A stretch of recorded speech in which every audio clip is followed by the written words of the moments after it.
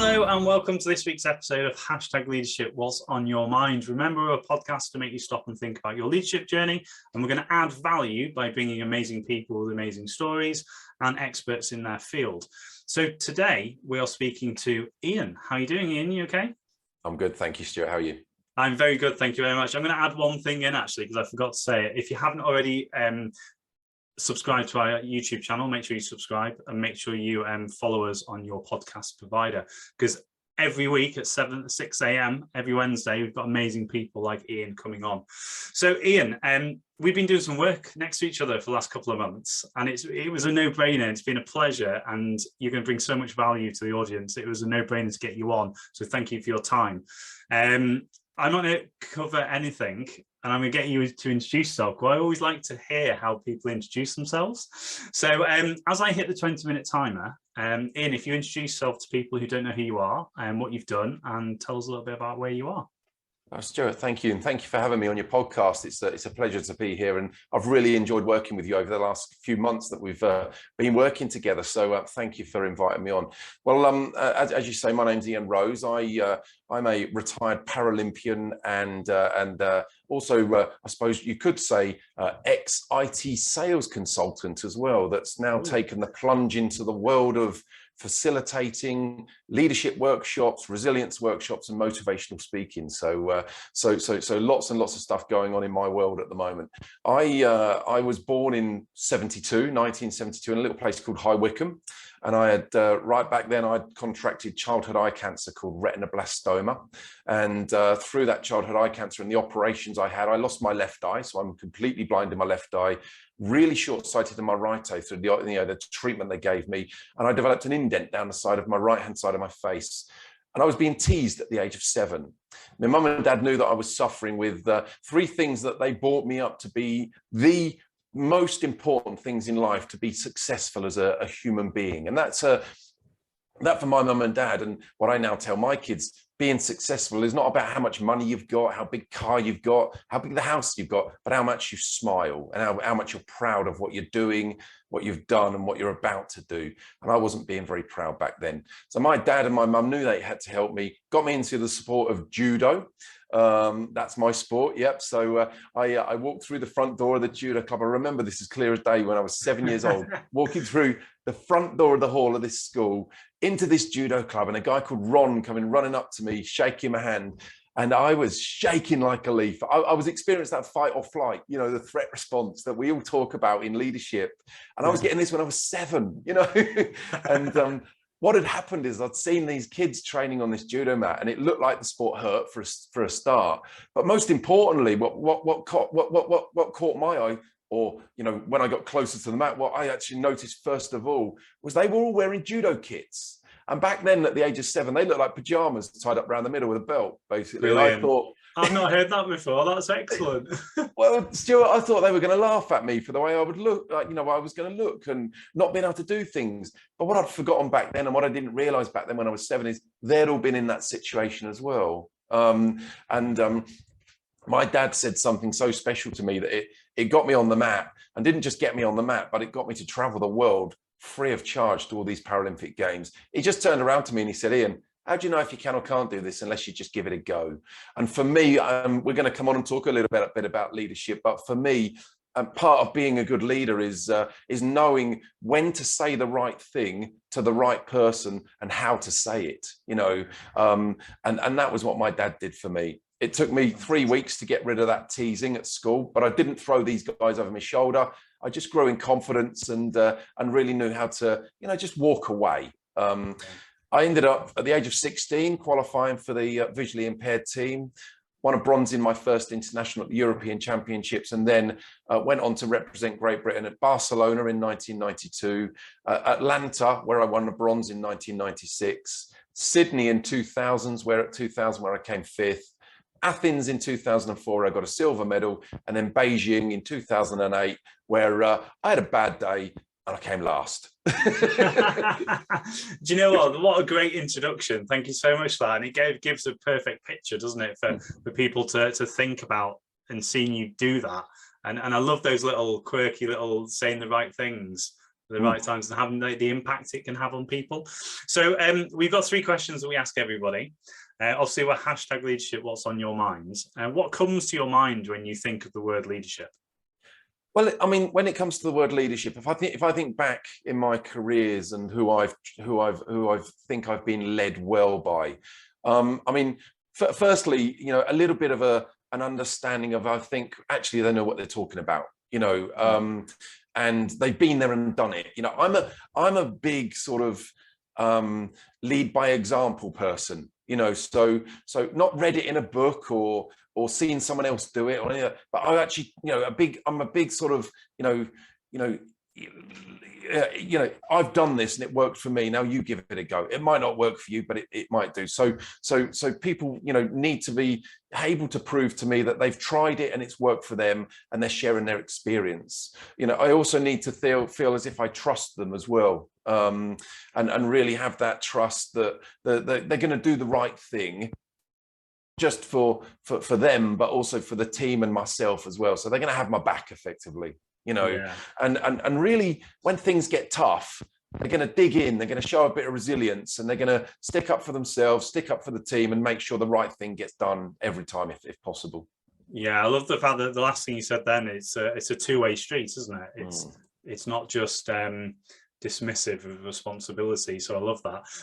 So staying with you personally, we asked people, where do you think your leadership journey started? So whether it's on reflection, and it was a long time ago, it's quite funny how far back some people go, or there was a light bulb moment at the time that you actually realized consciously that this is when it started. How far back are we going? Wow, we're going quite far back. I had a long think about this, and really, it goes back to my coaches in you know, not when I first went into the judo club, but when I first got onto the career, first hit the career of judo on the international circuit, and I was working in IT sales, so I was working for organisations like Acer, you know, the laptop people and people like that. But my leadership ring, you know, sort of where the light bulb moment really came from a guy called John Oak. And John Oak was a coach at the judo club. And when I first got on the squad and started winning medals, he turned around to me and he said, "Ian, there'll be a lot of people that give you a lot of advice. Your job is to listen to everyone and choose what you take forward." And that stuck with me, you know, giving everyone the respect that you wanted back yourself. But what it also showed was he was not just a judo coach. He was helping me become a rounded individual that respected others and just got, you know, just became my best in, you know, just did the best in whatever I chose to do, whether it be on the judo mat or off the judo mat.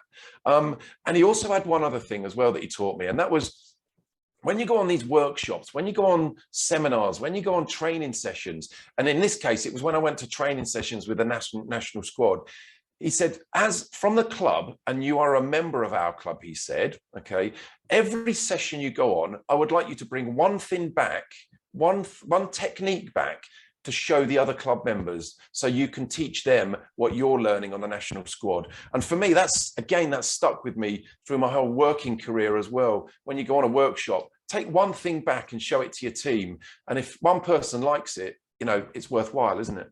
Yeah, I love that. And again, links to what you're saying about leadership, that action-based, like there's something to do rather than something over nothing, I say all the time. And I love that perspective. That's great. So we asked people about, the last question we've added in recently actually is about what's been or had a really good influence on your leadership journey. You've mentioned obviously an individual there, but is there anything further down the line that you think actually that's how, whether it's a person, a skill, a tool, a moment, what's had a really big impact on your leadership journey? Well, I mean, I've had some good experiences and I've had some bad as well, you know, and we all have, haven't we? You know, I've had some good managers and I've had some bad managers, and I've had some good coaches and some bad coaches. The good coaches, and we talk about this all the time within leadership as well, about giving feedback.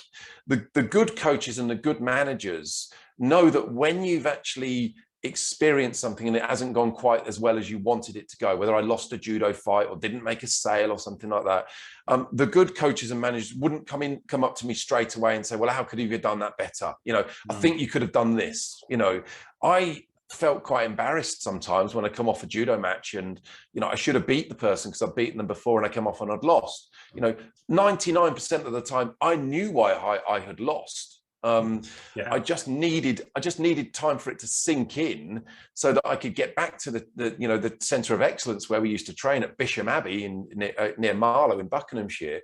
And then we'd sit down, and that was the time where I wanted the person to actually, the coach, to say to me, right, let's look at this video.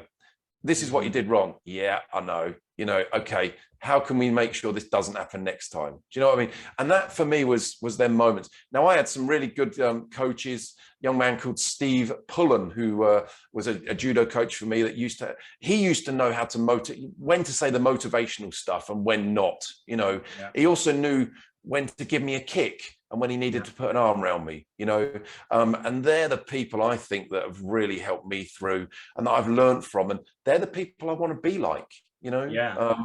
I love that as well. We're just going through it with our eldest two sons at the minute with football, and is at a young age that people we're so I'm going to say negatively biased, but it's not quite there, where we want to pick up on things that people already know, that if they've lost a game, they will know what they've done or what the team have done. It's giving that, I like the way you said, the good coaches and performers are the ones that give that right time for the individual, because some individuals will want to talk about it straight away, but some people don't want to talk about it, they reflect. So I love that. It's reminded me of a couple of things. So awesome. Thank you so much.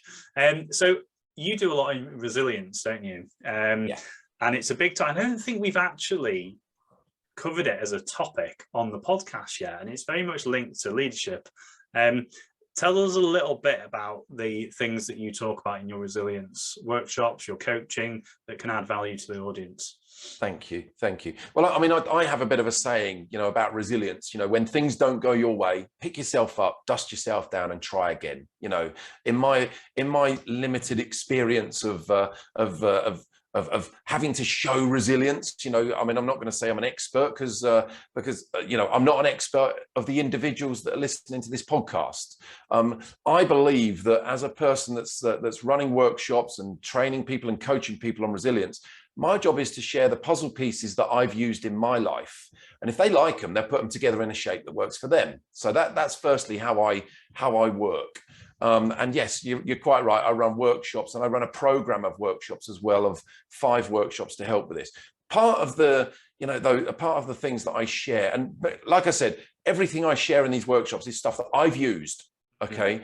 And I think, right, that's good. That works for me. I'm going to share that with others. One of those is the Pomodoro technique. And I'm going to, correct me if I'm wrong, but I'm pretty sure it's Italian for tomato. Okay, I like this. Go on. Yeah, and where it started was a university student. Okay, was struggling with concentration, and especially when things started getting tough. And what had happened is it got this tomato timer, and put this tomato timer on a desk that only had 25 minutes on it. And basically split his time up into 25-minute chunks. So for 25 minutes, he'd concentrate on doing something and then have a 5-minute break. And then another 25 minutes, a 5-minute break. And did that 4 times. And after 4 times, I had a half an hour break. And I've started using that with an app on my phone. And I've been using that actually for quite a while now, for about 1 year, 2 years now. And it's really started helping me with my focus on getting stuff done.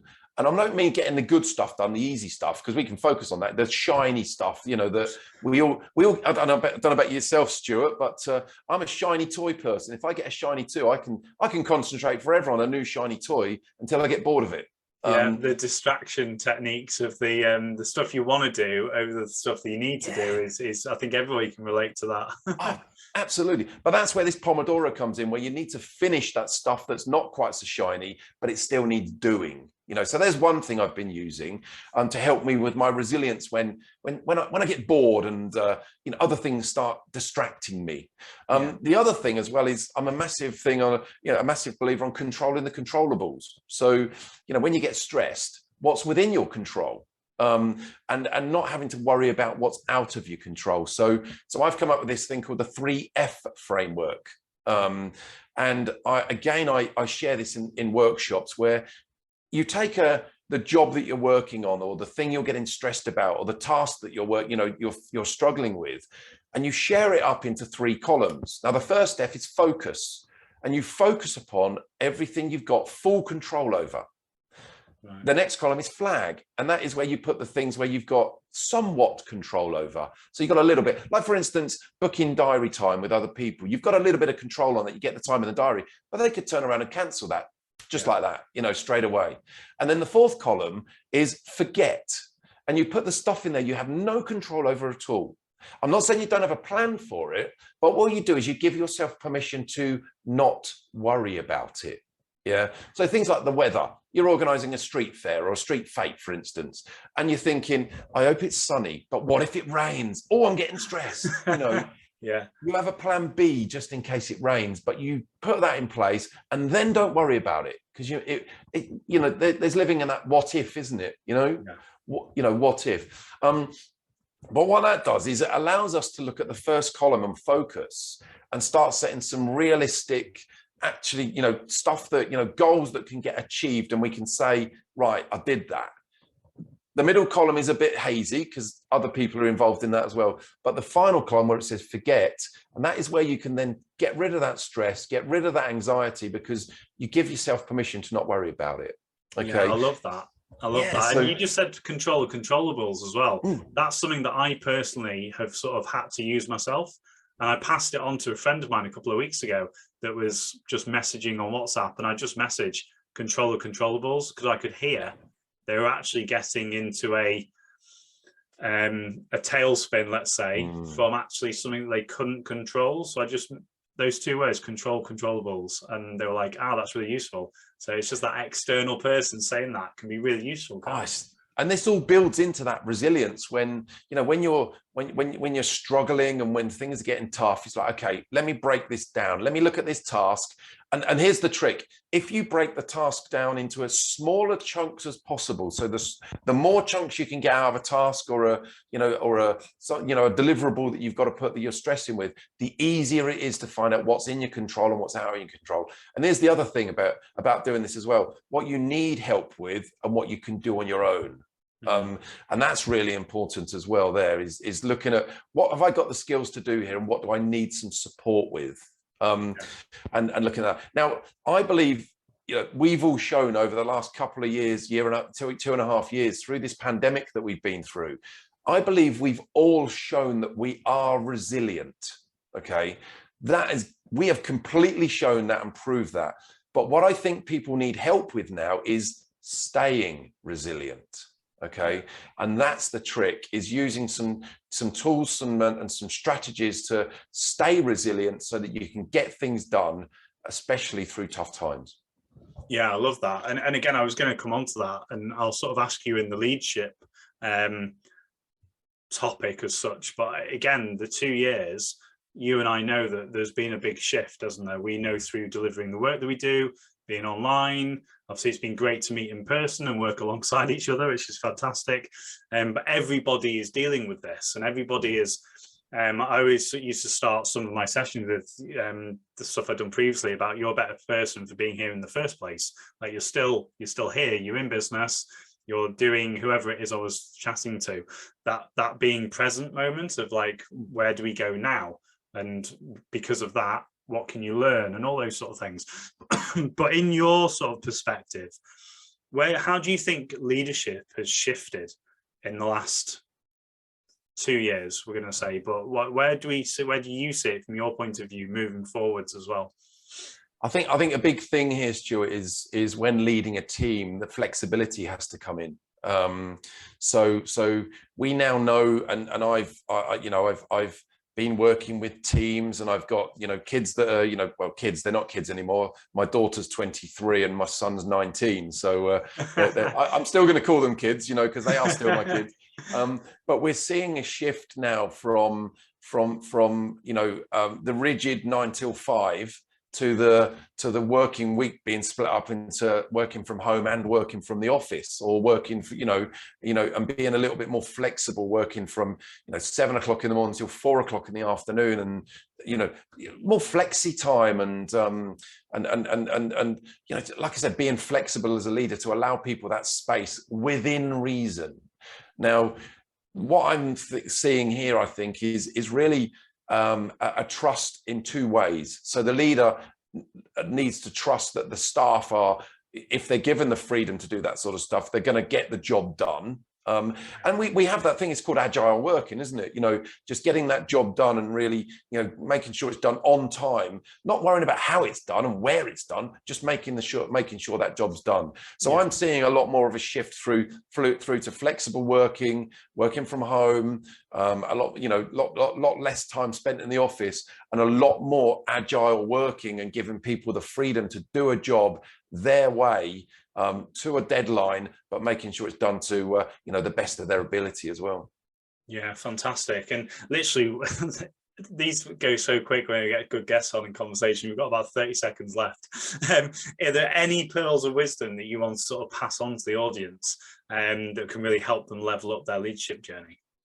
I would say, again, just look at those trust levels that you've got in the team. Look at the people that you've got in the team, and get a massively clear purpose on why your team does what it does. What's it doing? What's the clarity of purpose there on why your team does what it does? And most importantly, don't live in the what if. Just go for it. Yeah, fantastic. What a great way to finish. Thank you so much. So, ladies and gents, I always like to hear your feedback and your takeaways. Everybody will be different from hearing Ian's amazing story. And make sure you hit subscribe, hit follow on your YouTube channel and podcast provider, because every Wednesday at 6 a.m. we've got another amazing guest coming your way. So if you want to link up with Ian, all his links are in the bio below, and I look forward to doing some more work with you, Ian, and then we'll be able to share some of the projects we're going to be working on. So thank you so much again. Thank you, Stuart. And ladies and gents, we'll see you all next week. Take care. Bye.